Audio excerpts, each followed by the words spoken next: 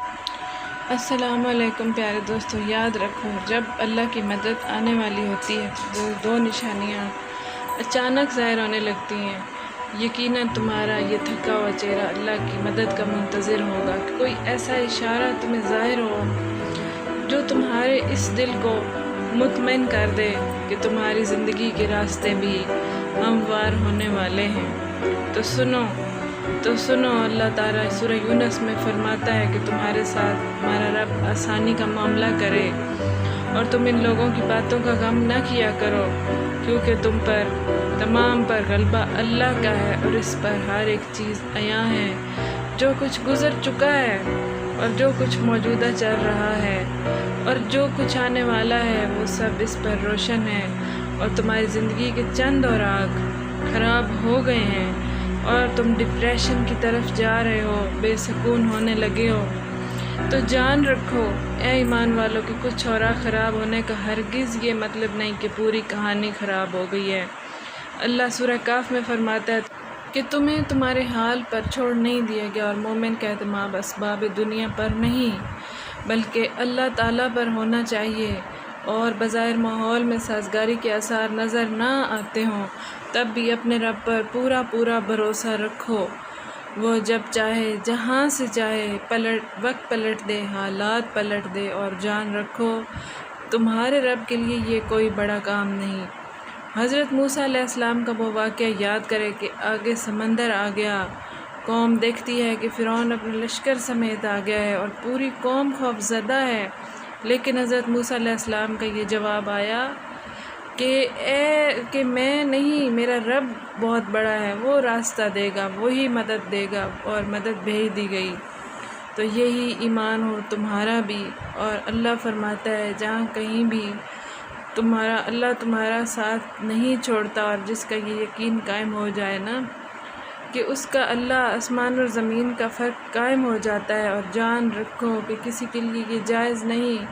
کہ وہ اللہ کی رحمت سے مایوس ہو، چاہے اس کے گناہ کتنے ہی بڑے کیوں نہ ہوں، کیونکہ اللہ پاک کی رحمت اس کے غضب پر حاوی ہے۔ نبی کریم صلی اللہ علیہ وسلم نے فرمایا، اے ایمان والو، تم میں سے ہر ایک اپنی ساری حاجتیں اور ضرورتیں اپنے رب سے مانگیں، اور یہاں تک کہ جوتے کا تسمہ بھی اگر ٹوٹ جائے تو اپنے رب سے مانگو، اپنے رب سے لو لگاؤ، کیونکہ اور بھلائیاں اس رب کے ہاتھ میں ہیں جس کی نگاہ ازل سے ابد تک تمام زمانوں پر حاوی ہے۔ پر مسئلہ یہ ہے جب تم لوگوں سے توقع کرتے پھرتے ہو ان کی توجہ اور احساس کی، تو یاد رکھو لہروں کے ساتھ سازشیں بہا کرتی ہیں، تیراک نہیں۔ میرا رب فرماتا ہے، اور جن لوگوں نے اللہ کو چھوڑ کر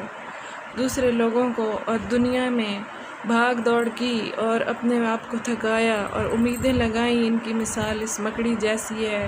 وہ بھی ایک گھر بناتی ہے مگر سب سے کمزور گھر اس مکڑی کا ہوتا ہے۔ اے کاش تم جانتے کہ اللہ کی مشیت ساری مشیتوں پر غالب ہے، اور اس رب کی بنائی ہوئی چیزیں، اس کے بنائے ہوئے انبیاء کرام، اولیاء کرام، شہداء، صالحین، صدیقین ہمارے لیے مشعل راہ ہیں۔ تمام انبیاء کرام نے ایک ہی درس دیا، رب سے مانگو جو وحدہ لا شریک ہے۔ تمام اولیاء کرام نے وحدانیت پر زور دیا۔ تمام اولیاء کرام کی